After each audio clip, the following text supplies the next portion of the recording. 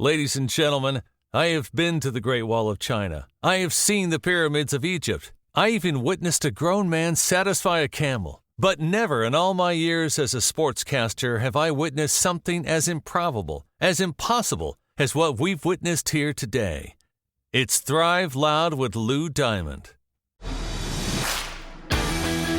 Want to learn from those that are taking their lives, their businesses, and their passions to the next level? Best-selling author of Master the Art of Connecting and professional speaker Lou Diamond is here to connect you to some of the most inspiring and amazing people on the planet. Get ready to thrive loud with Lou Diamond.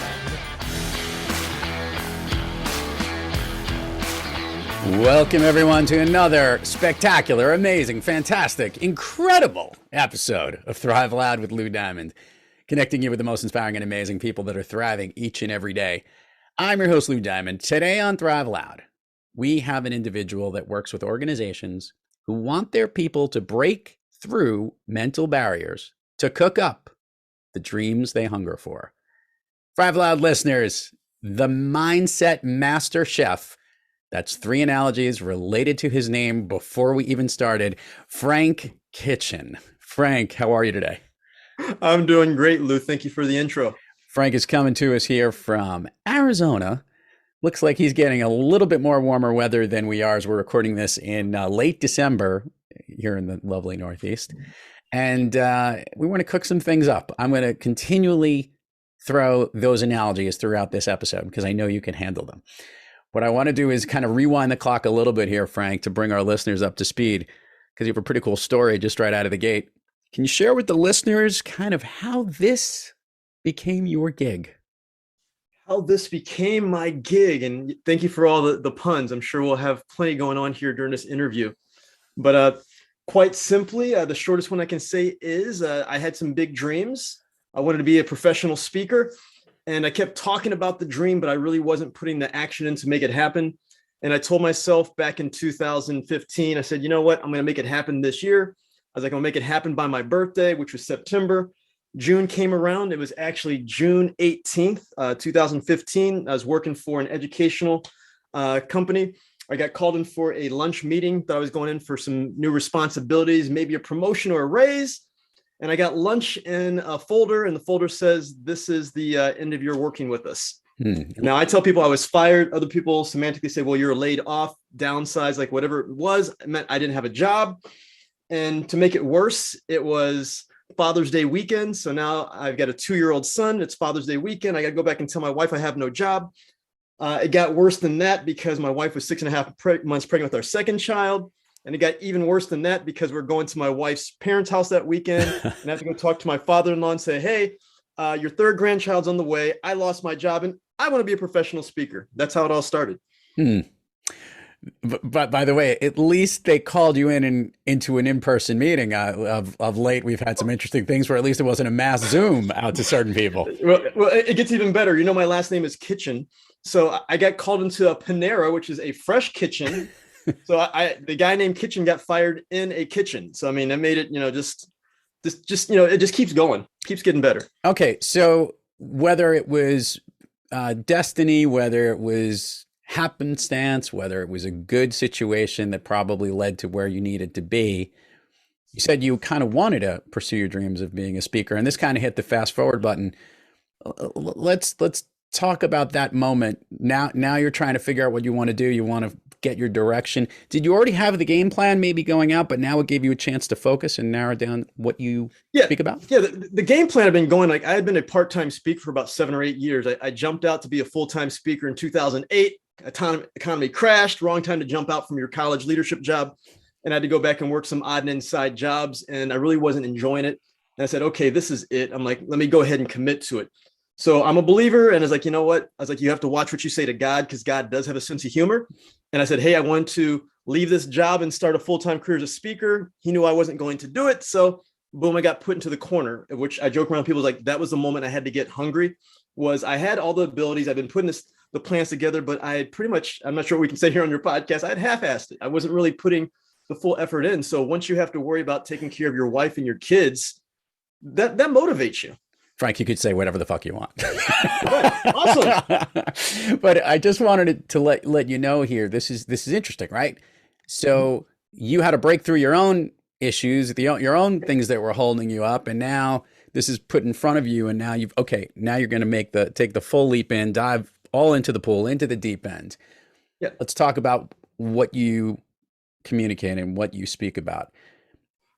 Everybody's got something that holds them back. I like to say it's moving through fear into courage.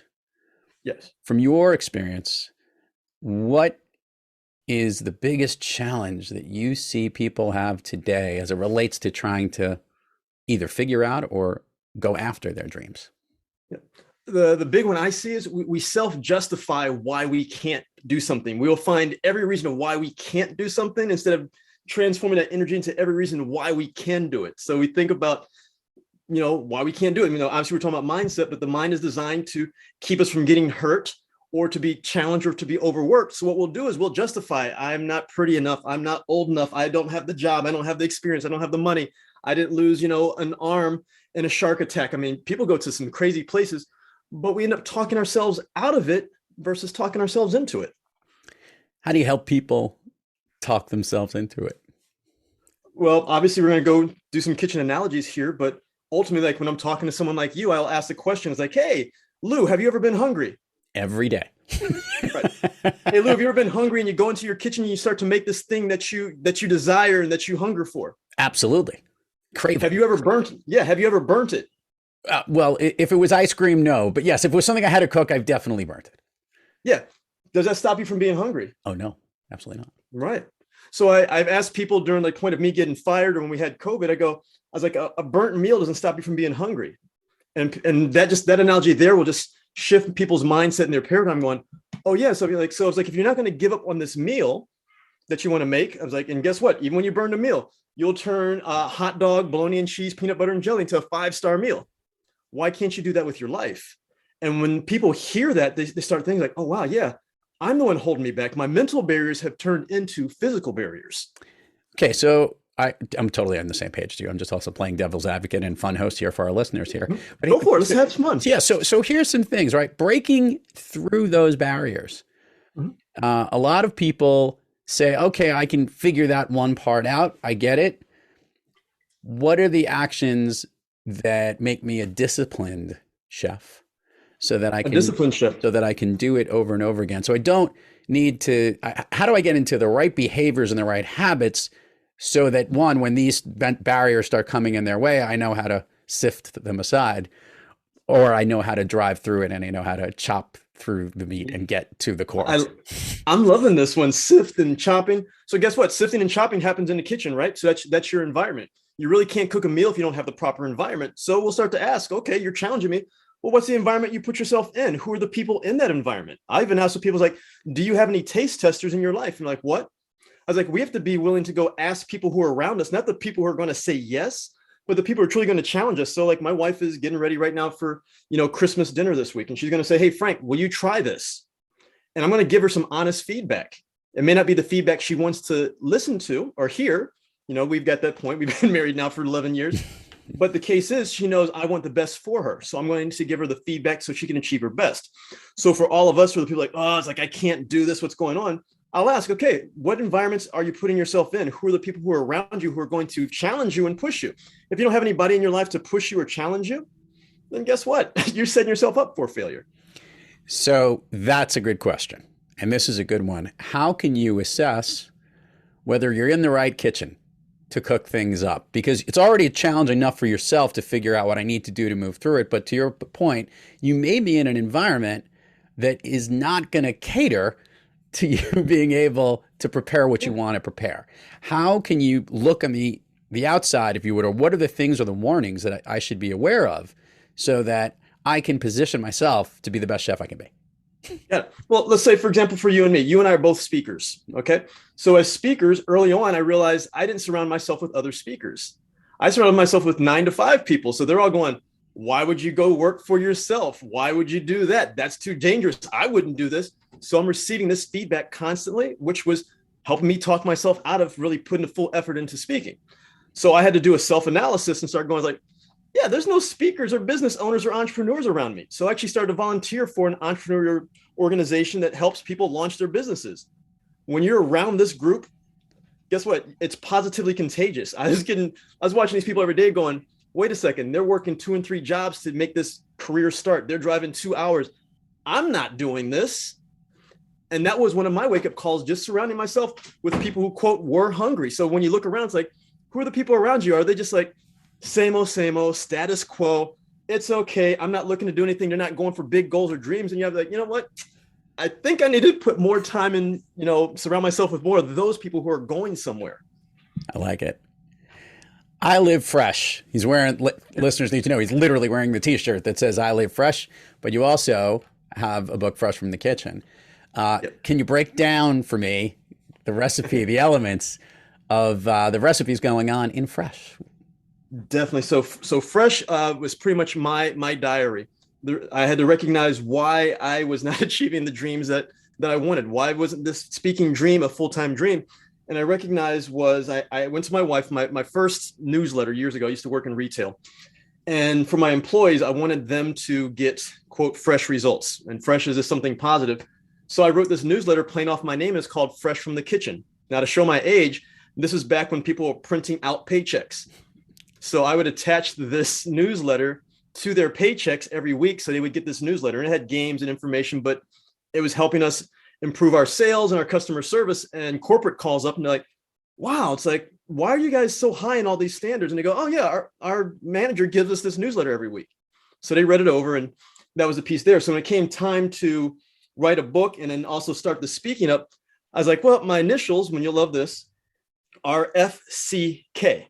Now, if you write those out, anybody listening to this right now, yes, I am short a letter. And I get teased about my initials, and I've been teased about my name my entire life. So I go, oh, FCK, that means I provide fun and creative knowledge.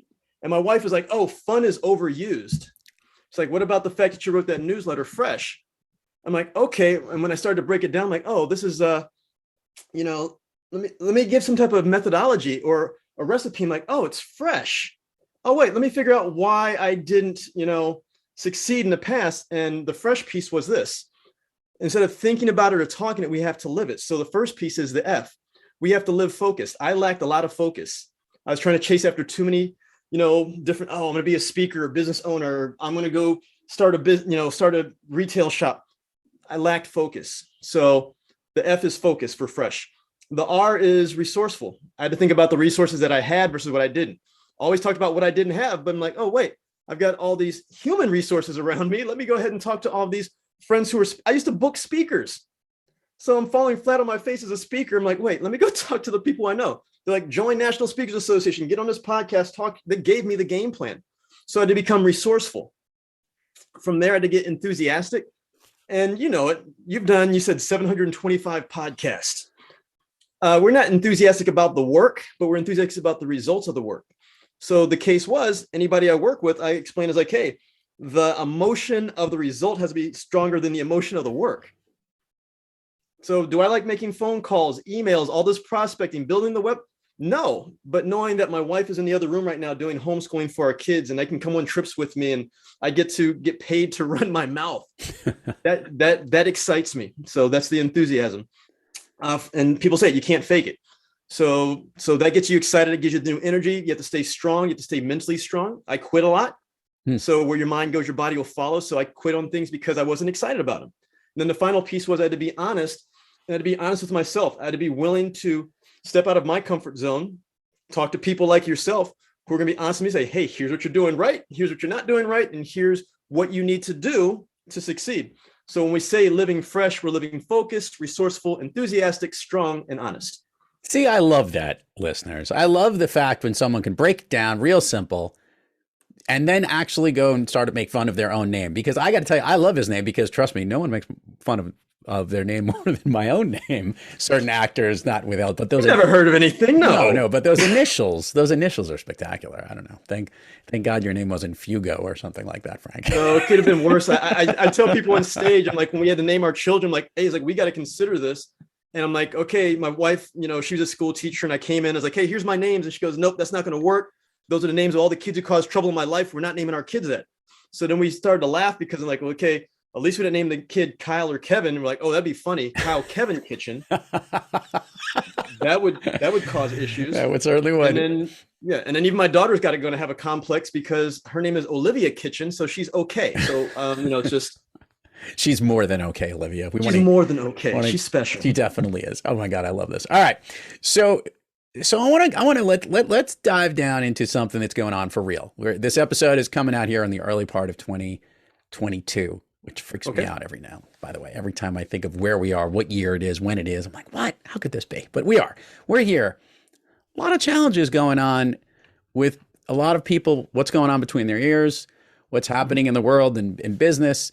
Last year we had the infamous Great Resignation, and a lot of people trying to figure out, where they want to be, what they want to do. Talk to me about specifically the work you're doing with those in companies, right? The businesses that are helping them maybe achieve their dreams within the companies that are there, not just to go out and find it out on their own entrepreneurially, which obviously your message totally links up with, but helping people and their organizations understand how they can take this fresh approach into figuring out how they can move onward and upward. Yeah. The big piece when I get the chance to talk to, businesses and companies about their company culture is that's even like the first question. I was like, what is your company culture? And when they can't answer that question, I already know that this is going to be a lot of work. I mean, to go talk to a CEO or a founder, like, what's your company culture? And they're like, I don't know. And I'm going like, okay, so you're bringing me in to help you out. I'm like, you might want to figure that piece out first, because they might say, it's like my employees need help and the staff needs. I'm like, well, no, it's like, it's not them. You're giving them no direction to go in. You're asking them to run a race, but you're not letting them know if it's a 5K, a half marathon, ultra. So guess what? No target, no direction. So we have to start there. And then the other piece is you want your employees to invest in you, but are you really investing in them? I mean, I'm not sure if you've read the book, Changed My Life years ago. It's called The Dream Manager. Yeah. Yeah. And in the Dream Manager, and it's the philosophy I always have when I've trained and worked with groups, is how do we incorporate your staff, your volunteers, your team members' goals into your overall goals? You're making them a resource for the company hitting the goals. But, I worked at a company like, hey, it's like, how's your day going? It's like, it's okay. It's like, how's your day? It's like, oh, it's going good. We're making money. And I'm like, you're not making money. The company's making money. So how is that when, good? And like, well, Frank, that's just a bad approach. I'm like, it's not a bad approach, but it's like, but what are they doing for you? You're putting all this effort in. So I'm not saying we've got to give everybody a ribbon or bonuses or work there, but the case is always ask people, we're all intrinsically and extrinsically motivated. And how well do we know our staff and our teams? And that's where I'll challenge groups. I'm like, it's like, what motivates your employee to be here? Are they looking to move up into a leadership role? Are they using this to pay for a house? Are they using this to pay for college? Is it just, hey, it's just a job? How well do you know your employees? And if we're going to quote, live fresh, then the idea is we're committing our time, our talent, our team, and our treasures to living our dream while helping others live theirs. And any employer can do this. Your big dream, obviously, is to make profits. But how do you incorporate your team's talents to where they can feel, oh, you know what? I'm using my talents. I'm in the right spot to help them live the dream. And even the case of, hey, I want a flexible schedule so I can take care of my kids. And guess what? Be flexible with their schedule. They can take care of their kids. They're going to be loyal. But I think that's the big one for most of these companies and groups is they want loyalty from their employees, but they don't give loyalty to them. I like that. For the record, the listeners need to know that the alliteration that he slipped in there was just spectacular with the 5 T's going on there. I know you've done that before, but I really appreciated that. That was just, you're welcome. Anytime anyone's able to throw in any type of alliteration in this podcast, they get extra points. We should do like what they do on ESPN, when they start dinging up points in one of those TV shows. I think we should start doing that live on the show. I'm talking to my producers about this. Guys, I want you to figure this out as they're listening to this going. I would love to have like a little counter going. It's like, yeah, like a counter, and every time it dings, and then at the end we could kind of say, hey, you got like 16 bonus points in this particular episode. It's the highest score ever. But that was really good. I like that. Thanks. I love asking guests this question on Thrive Loud. Frank, I'm very curious where this goes. Look, you've made moves for yourself to move through fear into courage to help yourself thrive, and you're thriving on most days, and you are speaking and helping other people do the same. But we all have days, let's use the analogy to the nth degree, where everything's burning in the kitchen and the smoke is on fire and things are not going the way you want. Things aren't tasting the way you'd like them to. On those days when you're not quite kicking on all cylinders, Frank Kitchen, what practice do you seek, or maybe what individual do you seek out to get yourself back on the thriving track? Well, I guess I'm going to keep playing on your piece here so I can get another score. I'm like, ding, ding, ding. First we need the fire extinguisher, right? I mean, if you think about all the insurance companies, and when you get the house, they go, it's like you must have a fire. I mean, it's like, wait, I can save several dollars on my insurance if I have a fire extinguisher in the kitchen. So yeah, so if everything's on fire, I'm like, I guess this can be the first piece is like, how do we, put it out? But for me, when I've got those down days and quote, I am lacking focus, is I need to think about who are those people in my life. Like I said, I call them taste testers, who I can call up at any point. I can text at any point and just say, I need to talk to you. So I've got my best friend. He'll probably listen to this. His name is Scott. He's in Ohio. I'm in Arizona, but we can still talk anytime when we're having those tough times. And he will remind me, it's like, okay, you're having this down time, but remember, you've done X, Y, and Z before. So it's just that reminder to have that person in your life. Or for me, if I walk out my office door right now, okay, I'm having a tough day, but I get a hug from my kids. That's a quick reminder. And then even in Arizona, not to rub in the weather, I mean, we're chilly 50 today, but I've got the mountains and trails nearby. So anywhere I've ever lived, I used to live in Ohio. We had the lake nearby. I've lived on the East Coast, was to just kind of get out into nature and just quote, turn off the brain for a little bit. So if I'm going to go out and just, hike or walk or run or work out, that's just kind of a quick way to just change the channel, refocus and come back. It's like, okay. And it's amazing. When you're working out or you're driving the car, all of a sudden, all these ideas come to you, like the possibilities are there. So it's to remove yourself away from that stressor, whatever the stressor is, like, okay, I got to step away from a little bit, and then surround yourself with either the environments or the people who re-energize you. And then you can come back and attack it another day, a few hours later. But that's usually what I do. Love it. By the way, they would have got a lot of points on the ding score there. We would have rung the bell a couple of times up there. Frank, let's do the admin part of the show so we can spend more time on Fun Street here on Thrive Loud. Share with the listeners all the places people can find you, websites, URLs. Everyone's got to check out the frankkitchen.com icon logo with the chef's hat on top of the F and the microphone pouring off of the N. And is that a bow tie on the A? Is that what that is? Yeah, that is. Yeah, it is spectacular. I don't know what's on the com of the frankkitchen.com as I'm giving you half the plate. That's fire because we're cooking something up. All right. So share away websites, URLs, all that stuff, and we'll put it in the show notes, but it gets more engagement when they hear it from you. What you just gave is pretty easy. I'm like, most people only have one kitchen in their house. There's only pretty much one of me on the internet. So frankkitchen.com is the place to go to find everything. But on all the social media, I pretty much hang on Instagram and LinkedIn all the time, but just type in Frank Kitchen. You're either going to see this guy who looks like Reggie Miller, or you might see, what's her name from like Fast and the Furious? I can't think of her name right now. She hangs out with Vin Diesel, Rodriguez or whatever. Oh, Michelle Rodriguez. Okay. Michelle Rodriguez. I guess she's in a movie where she was a contract killer named Frank Kitchen. So when you go Google Frank Kitchen, you either see me or you see her with a beard. So if you see the lady with the beard, that's not me. You see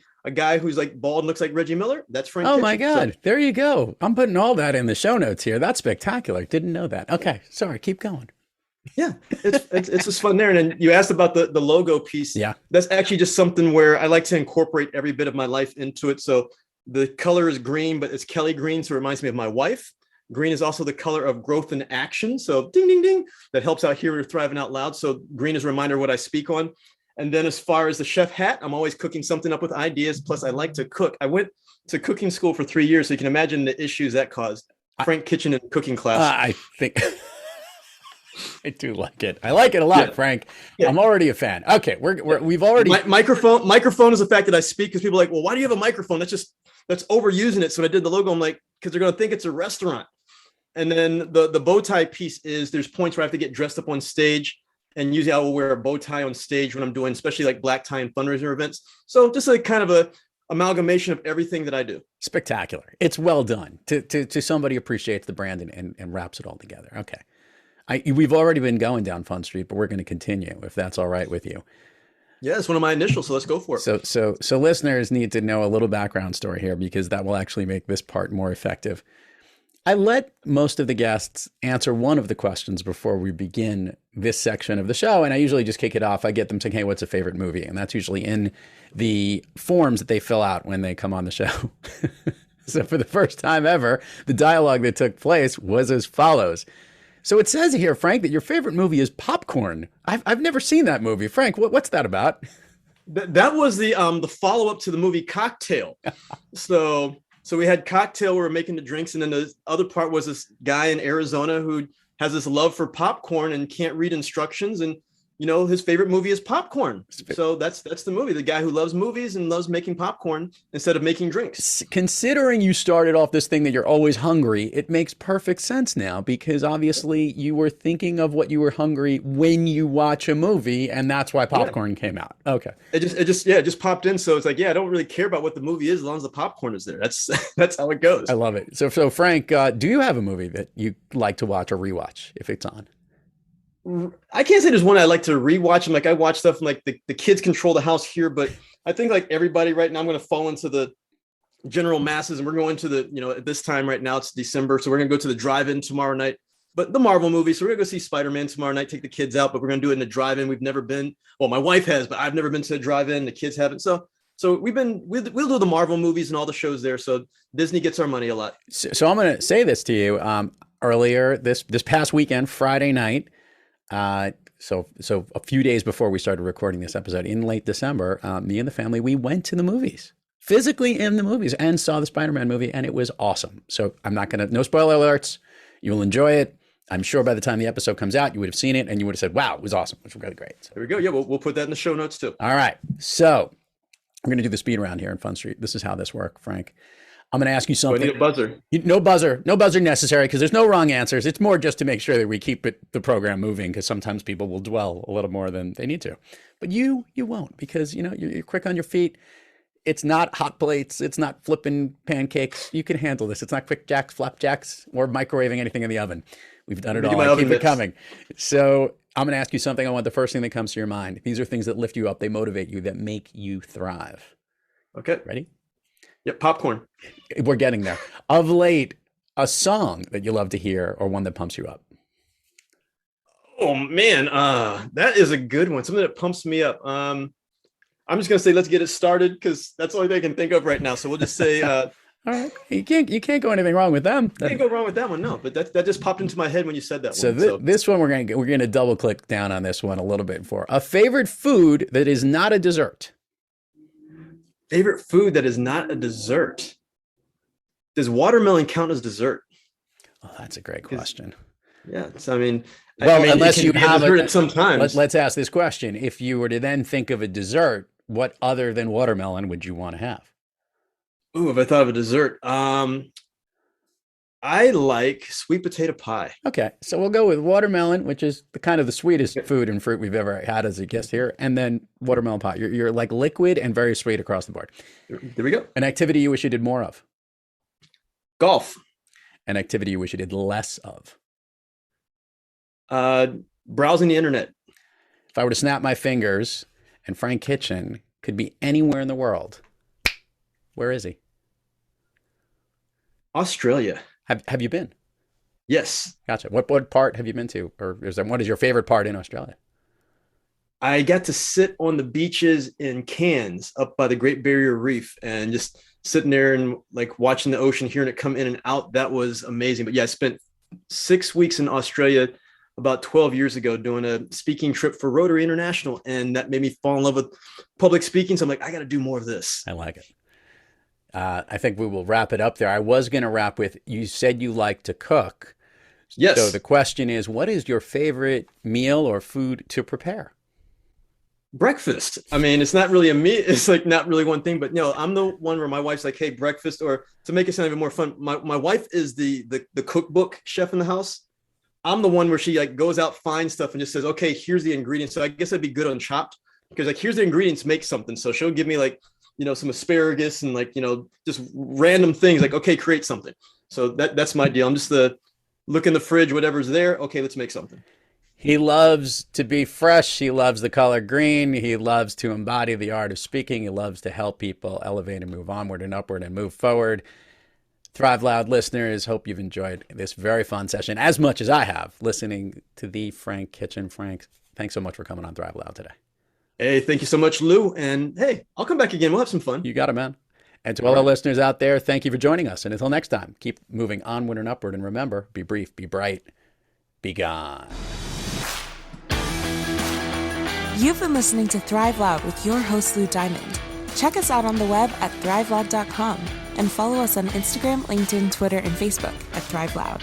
And check us out on the Good Pods app @ThriveLoud, where you can follow, listen, and connect directly to Lou and all of the Thrive Loud episodes. Thanks for listening.